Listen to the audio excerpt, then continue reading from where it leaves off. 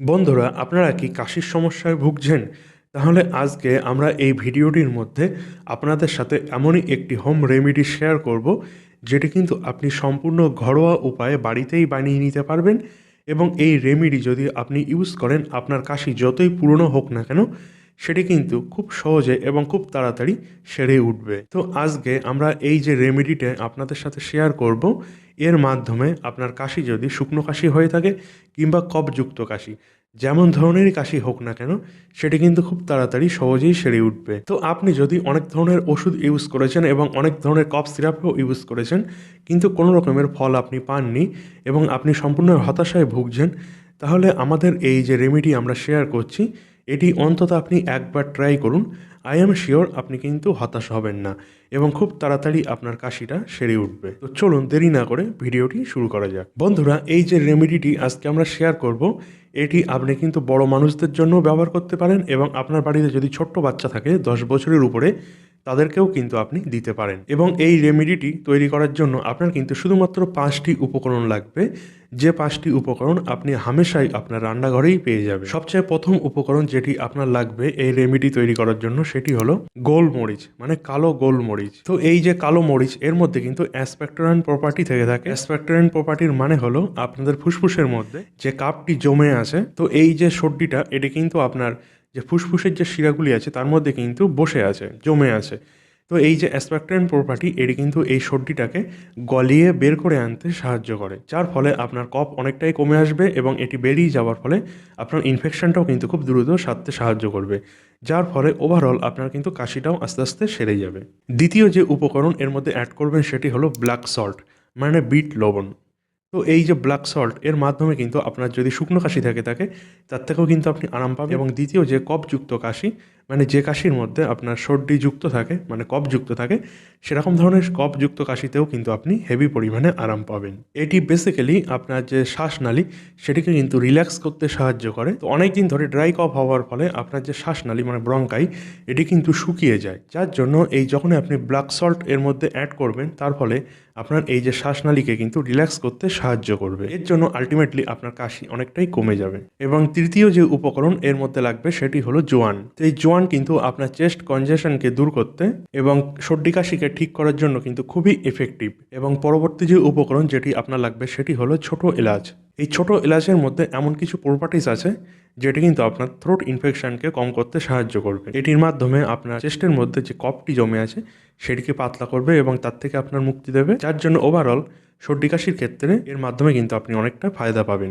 Last but not the least, last যে জিনিসটি এর মধ্যে অ্যাড করবেন, সেটি হলো আদা। আদার মধ্যে অ্যান্টি ইনফ্লামেটরি প্রপার্টি থেকে থাকে, যেটির মাধ্যমে আপনার যে চেস্টের কনজেশন, সেটি কিন্তু দূর হয়ে যাবে।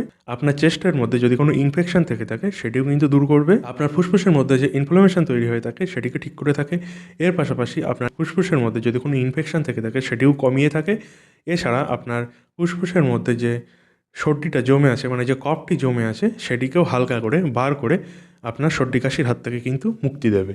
এর সাথে সাথে সর্দি কাশি এবং সাইনোসাইটিসের মতো যেসব রেসপিরেটরি প্রবলেমগুলি আমাদের হয়ে থাকে, এই সমস্ত কিছুর হাত থেকে কিন্তু আমাদেরকে রক্ষা করে থাকে। তো এই রেমেডি তৈরি করার জন্য সর্বপ্রথম যে উপকরণটি আপনি নেবেন, 1/4 কালো মরিচের পাউডার, 1/4 চাই আপনার ব্ল্যাক সল্ট, মানে বিট লবণ, এবং 1 টেবিল চামচ আপনার চাই জোয়ান, এবং 4 টেবিল চামচ আপনার চাই আদা, যেটিকে কিন্তু আপনি পেস্ট বানিয়ে নেবেন। এবং 4-5টি আপনি ছোট এলাচ নিয়ে নেবেন। এই এলাচের ছালটি আপনি ছাড়িয়ে ফেলে দেবেন। এটি কিন্তু আমাদের লাগবে না, এর দানাগুলি, মানে এর যে বীজ থাকে ভিতরে, এই বীজগুলি আমাদের লাগবে। এবং এই 5টি জিনিস আপনি খুব সুন্দরভাবে মিশিয়ে নেবেন, নিয়ে এক জায়গায় রেখে দেবেন। এবার আপনার লাগবে 5 থেকে 6 চামচ গুড়। এই যে 5 থেকে 6 টেবিল চামচ আপনি গুড় নিয়েছেন, এই গুড়কে আপনি প্রথমে নন স্টিকের কড়াইয়ের মধ্যে দিয়ে দেবেন এবং এর মধ্যে একটু জল দিয়ে দেবেন, যাতে গুড়গুলি কড়াইয়ের সাথে না লেগে যায়। এবং এই যে গুড়টি আপনি তৈরি করবেন তখন কিন্তু আপনার যে আঁচটি থাকবে, সেটি কিন্তু আপনি সিম করে দেবেন।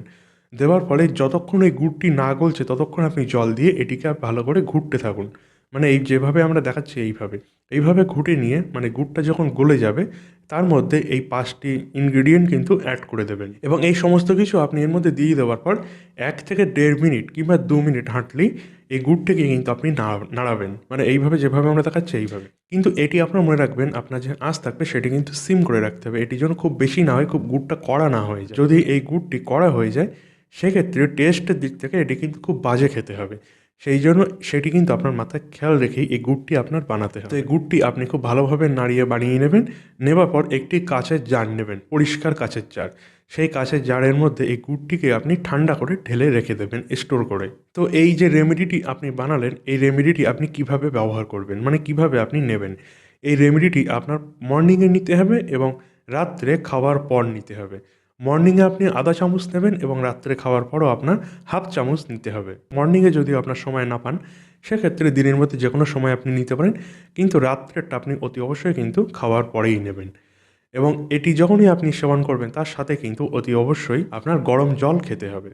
তো এটি যখন আপনি নেবেন তারপর কিন্তু ঠান্ডা কোনো কিছু কিংবা বেশি টক জাতীয় কিছু কিন্তু আপনার খেলে হবে না এবং এর সাথে সাথে যদি আপনি স্মোকিং করেন সেটাও কিন্তু আপনার বন্ধ রাখতে হবে। আপনার কাশির মাত্রা যদি খুব পরিমাণে বেশি থাকে সেক্ষেত্রে এসওএসও আপনি নিতে পারেন, মানে যখন প্রয়োজন আপনি তখন নিতে পারেন। এই হোম রেমেডিটি নেওয়ার পর উইদিন 10 মিনিটস আপনার কিন্তু কাশি আস্তে আস্তে কমতে থাকবে। তো এই কাশি যদি আপনার ক্রনিক হয়ে থাকে, মানে বহুত দিন ধরে আপনি ভুগছেন, সেক্ষেত্রে এই রেমেডিটা কিন্তু আপনি টানা 6 থেকে 7 দিন একটানা কন্টিনিউয়াসলি ইউজ করবেন। আশা করছি আপনি এর থেকে অনেকটাই মুক্তি পাবেন। এবং যদি আপনার কাশি অনেক পুরনো হয়ে থাকে, মানে 1-2 বছরের বেশি পুরনো কাশি আপনার হয়েছে, সেক্ষেত্রে এই রেমেডিটি আপনি 21 দিন থেকে 1 মাস কিংবা তার থেকেও বেশি কিন্তু আপনি নিতে পারেন। এর জন্য কিন্তু কোনো রকমের সাইড ইফেক্ট আপনার শরীরের মধ্যে দেখা দেবে না। বন্ধুরা, এই যে রেমেডিটি আমরা শেয়ার করলাম, যদি আপনার বাচ্চা যদি বাড়িতে থেকে থাকে তারও এই যদি সেম প্রবলেম হয়ে থাকে আপনি তাদেরকেও কিন্তু দিতে পারেন। তো যদি আপনার বাচ্চার এজ 10 বছর হয়ে থাকে সেক্ষেত্রে আপনি দিতে পারেন, মানে 10 বছর থেকে 16 বছরের বাচ্চাদের আপনি যে ডোজটি ব্যবহার করছেন তার হাফ দেবেন, মানে 1 টেবিল চামচে 4-এর 1 ভাগ দেবেন। মানে আপনি তো হাফ করে ব্যবহার করছেন, তার থেকেও হাফ আপনি আপনার বাচ্চাকে দেবেন। 10 বছরের নিচে যদি কোনো বাচ্চা থেকে থাকে তাদের ক্ষেত্রে কিন্তু এই ডোজটি না দেওয়াই ভালো। বন্ধুরা, আশা করছি আমাদের এই ভিডিওটি আপনাদের ভালো লেগেছে। আমরা যে রেমেডিটি আপনাদের সাথে শেয়ার করলাম সেটি যদি আপনি সঠিকভাবে ব্যবহার করেন তাহলে আশা করছি আপনি এর থেকে উপকারও পাবেন। যদি ভিডিওটি ভালো লেগে থাকে তাহলে অতি অবশ্যই আমাদের চ্যানেলটি সাবস্ক্রাইব করবেন, পাশে থাকা বেল আইকনটি অন করে দেবেন এবং আপনি আপনার মূল্যবান বক্তব্য আমাদের কমেন্ট সেকশনে অতি অবশ্যই জানাবেন। এবং যদি আপনি এই রেমেডি ইউজ করে উপকৃত হয়েছেন সেটিও কিন্তু আমাদের কমেন্ট সেকশনে জানাতে ভুলবেন না।